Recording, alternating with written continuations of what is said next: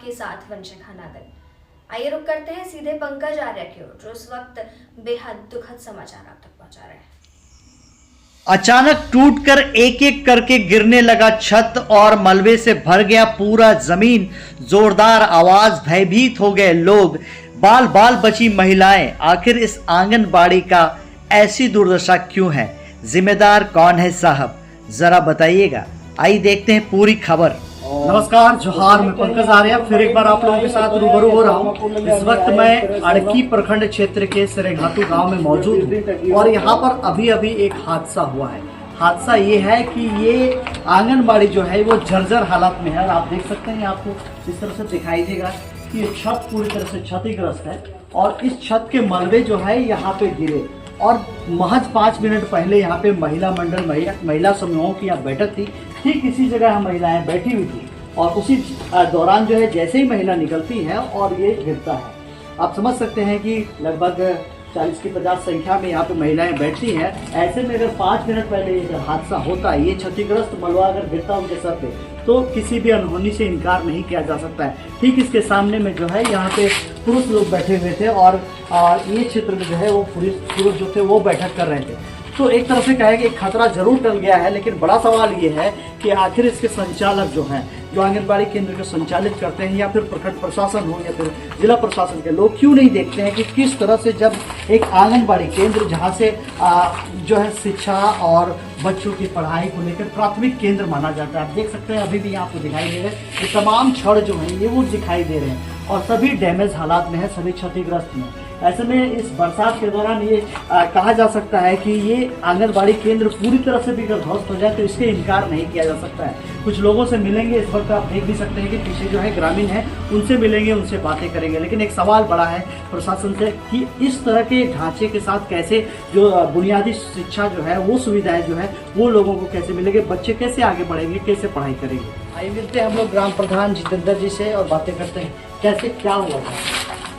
आज वही लगभग आपका 11:30 बजे आसपास महिला लोग का मीटिंग खत्म हुआ। खत्म होने के बाद तुरंत वही 5 मिनट का अंतराल में ये पूरा छत गिर गया और पुरुष लोग उसके अपोजिट साइड में वो लोग बैठक में बैठे हुए थे, आके देख रहे थे पूरा छत क्षतिग्रस्त होकर गिर गया है। ये तो भगवान का शुक्र है कि यहाँ पर महिलाएं नहीं थी और बच्चे भी खेल रहे थे, वो लोग भी नहीं थे, नहीं तो बहुत बड़ा हादसा हो जाता। और इसके बारे में हम लोग पंचायत में भी जिक्र किए हैं, पंचायत मुखिया को भी लिख के दिए, उस पर भी कोई सुनवाई नहीं हुआ। प्रखंड विकास पदाधिकारी को भी लिख के दिए, उस पर भी कोई सुनवाई नहीं हुआ। और उसके बाद आंगनबाड़ी सेविका के माध्यम से हम लोग मैंने CDPO को भी लिख के दिए, उस पर भी कोई कार्रवाई नहीं है। अब तो हम लोग आम जनता क्या करेंगे? इसको मरामती तो नहीं, इसको तो पुनः नया ही आवंटित करना चाहिए। इस केंद्र में कितने बच्चे आते हैं? इस केंद्र में लगभग 40 से 45 बच्चे आते हैं।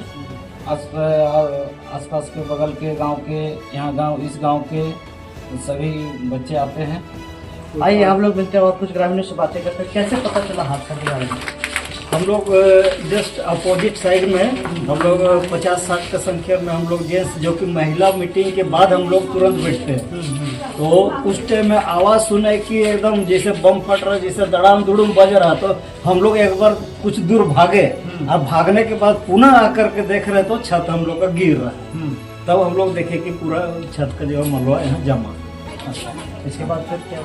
इसके बाद हम लोग ग्राम सभा का रजिस्टर में ये नया मैंने क्या बोलेंगे स्कूल बनाने का हम लोग उसका प्रस्ताव के विषय में तो लिखे हैं, लेकिन प्रेस वाले आप लोग को खबर किए कि भाई ऐसे ऐसे हादसा हो रहा है ऊपर, तो इसके विषय में क्या किया जाए। आइए मिलते हैं बुद्धिराम मुंडा जी से मिलते हैं। कैसे ये आप जब बता रहे हैं ग्राम प्रधान जी कि सभी को लिखा जा चुका है, प्रखंड प्रशासन हो, पंचायत के मुखिया को भी बताया गया है और जो है CDPO मैडम को भी बताया गया है, तो क्यों कार्रवाई क्यों नहीं? ये कार्रवाई क्यों नहीं हो रही है, यही तो हम लोग को भी नहीं पता चल रहा है। प्रयास तो सबको ही मिलजुल के हम लोग काफ़ी पहले से ही कर रहे हैं। जब से ये जर्जर अवस्था है, इसके बारे में पहले ही मैंने जानकारी सबको दिया गया है, लेकिन कार्रवाई अभी तक नहीं हुआ। और आज तो गनीमत ही मानिए कि आज रविवार है, इसलिए आंगनबाड़ी केंद्र बंद था, और नहीं तो आज क्या होता है ये कहना तो मुश्किल लग रहा था। बुद्धिराम मुंडा जी, यहाँ से महज 1.5 किलोमीटर में प्रखंड के तमाम पदाधिकारी बैठते हैं। ये मुख्य सड़क भी है कुटी तमार रोड का। अब इस मुख्य सड़क में इस तरह से घटना हो जाना, उसके बाद भी कोई सुधी नहीं देता। उससे पहले आप लोग बताएंगे क्या कहेंगे इस विषय में? हम क्या कहेंगे है कि सब कोई को इसके बारे में हम लोग लिख के भी दिए हैं, सूचना भी दिए हैं, उसके बावजूद कोई कानूनी कार्रवाई नहीं हो रहा है। अब इस पर क्या किया जा सकता है? इस पर आप लोग के माध्यम से क्या चाहते हैं आप लोग? क्या आप लोग प्रेस के माध्यम से हम लोग यही चाहते हैं कि उच्च पदाधिकारी तक ये न्यूज मैंने पहुंचे और ऊपर के पदाधिकारी लोग जाने कि भाई यहाँ का ये स्थिति है। इतना लिखा पढ़ी करने के बावजूद आज तक किसी प्रकार का कोई कानूनी कार्रवाई नहीं हुआ है। और इसका मरम्मती के बारे तो उन लोग यही बोला ये मरम्मती नहीं हो पाएगा, इसके लिए नया ही आवंटन होगा। ठीक है, मरम्मत मत करिए, कोई दिक्कत नहीं। हाँ, तो ये बुद्धिराम मुंडा जी थे और कुछ और महिलाएं यहाँ पहुंची है। हालांकि घटना के बाद सारी महिलाएं घर जा चुकी, लेकिन कुछ महिलाएं इस वक्त हैं, उन लोगों से जुड़ने की कोशिश करेंगे। लेकिन सवाल जिस तरह से बुद्धिराम मुंडा जी ने कहा कि इसका मरम्मत नहीं हो सकता है, मरम्मत नहीं हो सकता है तो फिर इसमें किसी की जान को जोखिम में डालने का क्या मतलब है? फिर आप बंद कर दीजिए आंगनबाड़ी केंद्र, मत पढ़ाइए यहाँ बच्चों को शिक्षा की जो बुनियादी सुविधाएं हैं वो मत दीजिए आप, फिर छोड़ दीजिए यहाँ के बच्चों को कहीं और शिफ्ट कर दीजिए। लेकिन उनके जान के साथ तो खिलवाड़ नहीं होना चाहिए। ग्राम प्रधान जी ने भी बताया कि किस तरह से तमाम पदाधिकारियों के साथ और वहाँ पे जहाँ जिस पटल में जगह में जहाँ पे रखना चाहिए सवाल को वहाँ पे रखा गया है, लेकिन उसके बावजूद अगर किसी प्रकार की कोई कार्रवाई नहीं होती है और नया से बनाने का भी कोई काव्यात शुरू नहीं होता, तो निश्चित तौर पर कहा जाए तो एक तरह से ये लापरवाही है। और लापरवाही का नतीजा ये है कि आज ये छत गिरा है और हो सकता है कि आने वाले दिन में बड़ी भी कोई हादसा हो सकता है। महिलाओं से मिलेंगे, जुड़ेंगे। आइए मिलते हैं हम लोग महिलाओं से। कैसे हुआ था घटना? ये हम लोग यहाँ बैठे हुए थे, साप्ताहिक का मीटिंग करते हैं समूह में। तो बस हम लोग यही सामने बैठे हुए थे और हम लोग का सब खत्म हो गया था मीटिंग और हम लोग बस सड़क तक पहुँचे थे, रोड तक, और उसके बाद गिरना शुरू हो गया। अच्छा, आप लोग के रहते हुए नहीं, हम लोग का रहते हुए नहीं। यहाँ बच्चा भी खेल रहा था, यहाँ सब बच्चा सब था और हम लोग जैसे ही खत्म किए रोड तक पहुँचे और गिरना शुरू हो गया।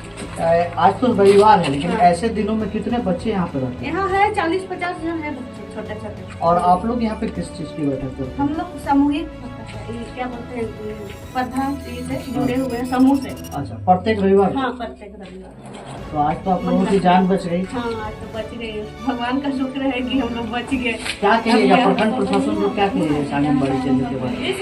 इससे कहेंगे कि कुछ कर दे इसका उपाय और या नया बनवा दे या इसका मरम्मती करवा दे। क्या नाम है आपका? गीता पुष्टि। तो आप घटना से थोड़ी देर पहले यहाँ पे आपको सड़क भी मैं दिखाऊं, ये खूटी कमार का सड़क है और यहाँ से अधिकारी भी गुजरते हैं और तमाम जो जनप्रतिनिधि हैं वो भी गुजरते हैं, चाहे वो सांसद हो, विधायक हो या इस क्षेत्र के जिला परिषद हो, प्रमुख हो या तो फिर मुखिया या फिर वार्ड सदस्य, तमाम सदस्य गुजरते हैं और ये किसी से अछूता नहीं है, हर कोई इसको जरूर एक बार देखता होगा। लेकिन आज बड़ा हादसा यहाँ पे टल गया, लोगों की जान बच गई, लेकिन सवाल बड़ा रहा।